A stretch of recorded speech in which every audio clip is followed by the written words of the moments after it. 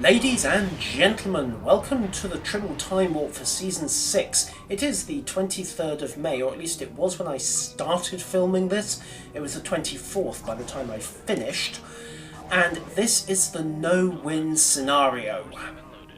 The basic premise is fairly simple. You have a freighter stuck over by that large asteroid in the midfield, and you have to defend it until either you run out of Romulans or the freighter explodes.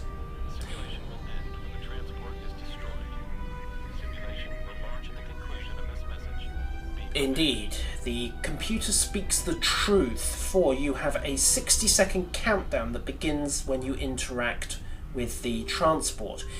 It's fortunate that you do. While you can trigger it early by voting to begin, if you dismiss this window, as you can see, there appears to be no way of getting it back. I'm not sure if that's deliberate or not, but hey, it's there and it is how it is.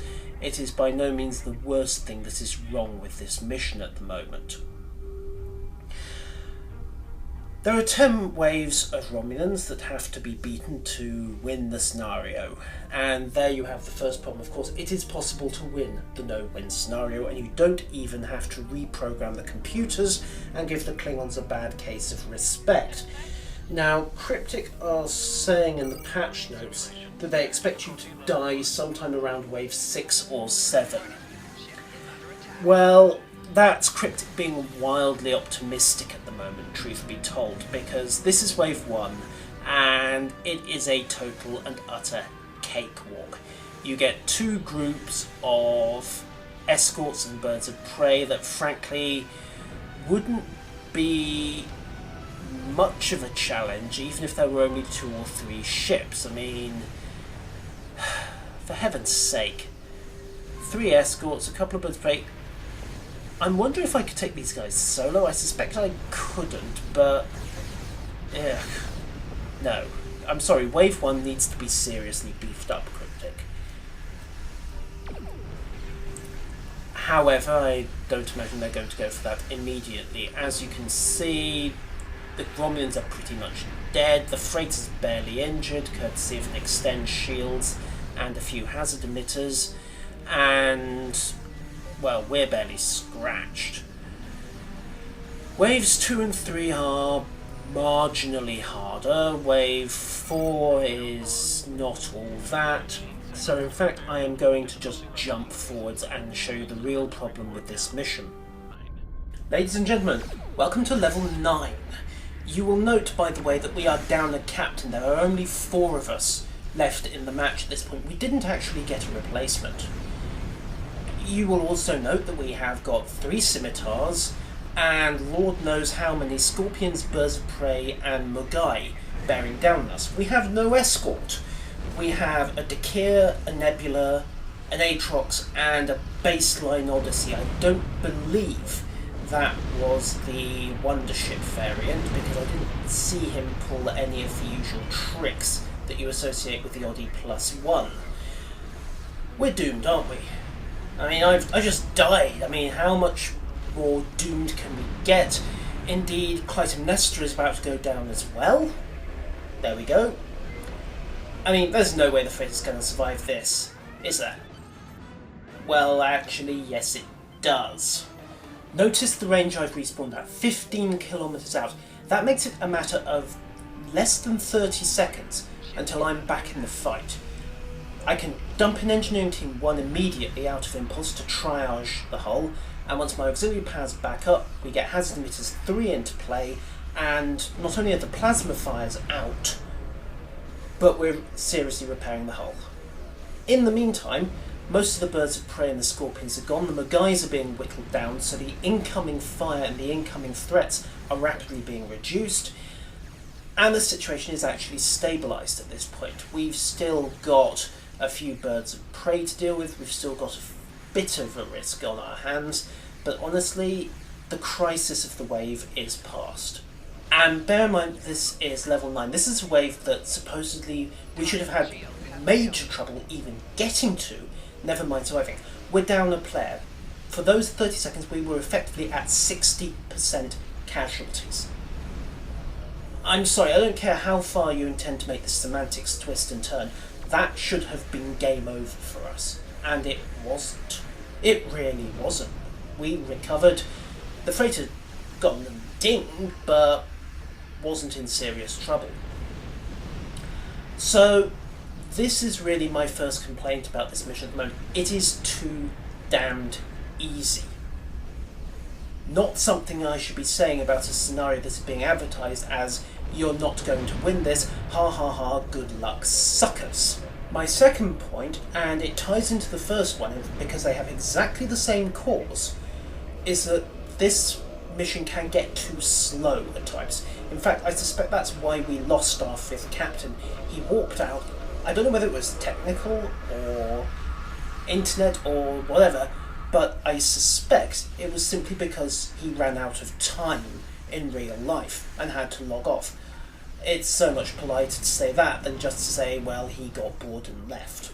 And what is the name of this problem? What is this blight upon the mission? By what name shall we know it that we may slay it? Ladies and gentlemen, it's the scimitars.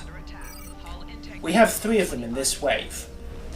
We had 2 of them in early waves. We've been hitting them since about wave 5, I believe. I wasn't paying that much attention by the end of this. I'm dead again? Ugh. Side note, Cryptic, put the death penalties in for this mission. Add the subsystem damage. If people complain that that's too hard, well, tough cheese to them, because frankly, it's the no-win. It's meant to be too hard. It's meant to be too brutal. But the scimitars, ladies and gentlemen, oh my word, the scimitars. Some numbers for you. They have 411,000 health. They have shields so thick that, frankly, they spent most of the time with those shields up, which meant that, effectively, they had 4.1 million health each. You will perhaps understand why it took us 20 minutes plus to get rid of all 3 on this attempt. You will also understand why this whole mission, start to finish, took 85 minutes. I mean, at least Sarvik had the good grace to go 65 seconds from seeing the Klingons to giving the abandoned ship. The most annoying thing about the scimitars, however, is that they retain Dunatra's ability from Khitomer Accord to battle cloak and evade away, and they use it regularly. It is the single most irritating thing about them. And there you go, they've done it again. Ironically, of course, with nothing shooting at us or the freighter, we can simply channel up the repair abilities and patch the transport up, so it's counterproductive for the Romulans to do this. So, suggestion number 2, Cryptic.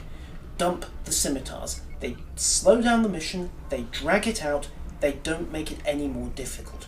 Replace them with either more Doderadexes and more guys, or if you're feeling really, really evil, replace them with Doderadex Defenders. Those of you who've played the Vault Shuttle event will know this class of ship and likely hate it. It is a Doderadex that is essentially spec'd as a support ship, a healer. So it's all very well to say kill the birds of prey and the Mogais at the moment, but when they've got a heavy cruiser to battleship grade vessel running support and healing for them, that's suddenly much easier said than done. And of course you'll then have the fast heavy hitters of the Romulan fleet lasting much longer in the field. Why do you think science vessels and carriers and cruisers pack so many healing abilities? It allows the escorts time to do their jobs properly. Apply that logic here, apply it to the adversary side, Cryptic. You will make this mission much harder.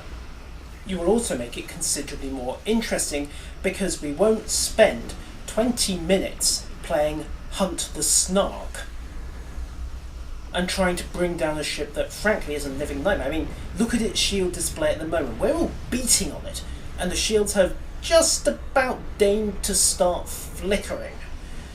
I am not kidding when I say we killed these things by battering through and doing it almost entirely on bleed-through damage. It's ironic in a way.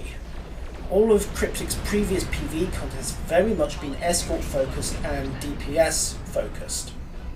Sure, you'll have a cruiser or 2, a science vessel or 2 along, but the ideal PvE team in recent months and years has been essentially as many escorts as you can get away with, because they have all been straight timed DPS checks. It's ironic that the moment we have a mission that isn't one of those, you have a situation whereby it is now too slow, and we have the opposite problem. You could, of course, get creative here and introduce a timer to the waves. Now, I have no idea if the scripting logic will support this, but add a timer to each wave. Say you have 15 minutes to clear it, and if you run out of time, it doesn't wait, it just dumps the next wave on you anyway. So what happens is, if your DPS isn't up to the mark, you will eventually get overwhelmed by sheer numbers. You will just get zerged out. Now, I'm not in favour of this for pugs, to be honest, because you have no control over your ship composition. Remember what we've got here. We have got an Aatrox carrier, a nebula, a Dakir science vessel, and a cruiser. We have no escort, we have no fifth captain.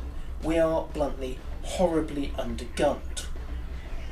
We only have one ship that even has 4 weapon slots forward, and of course we have 3 science captains and an engineer, so as not enough weapons go, this is pretty much it. In addition, I won't speak for everyone else, but my setup is woefully bad for this mission.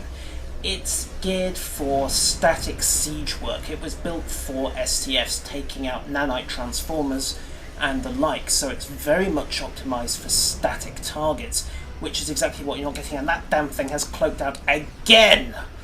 Ugh. I apologise for my language, ladies and gentlemen. This mission, at this point, had devolved into an exercise in frustration. The only thing being tested here was our will to live. So, let's summarise, recap, and indeed just jump forward another 16 minutes to the end of Wave 9. Right now, what do I think? The mission is too long, it is too slow, and it has too many pacing problems, and these all tie into the fact that the scimitars are in the mission. Recommendation number 1, critic: get rid of the scimitars. Recommendation number 2, get rid of the scimitars. Recommendation number 3, get rid of the scimitars. Ladies and gentlemen, this has been the Tribble Timewarp for Season 6, taking an early look at the no-win scenario, which right now is probably violating half the Trades Descriptions Acts in the galaxy.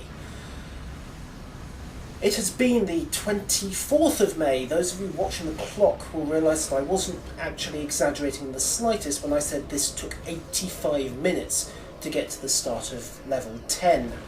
And no, we didn't complete level 10, we lost the freighter. Very similar to the start of level 9, but the extra ships just did for us. The general conclusion, by the way, was that had we had a 5th captain, we would have gotten away with this, but that's just us. Ladies and gentlemen, I will see you next time.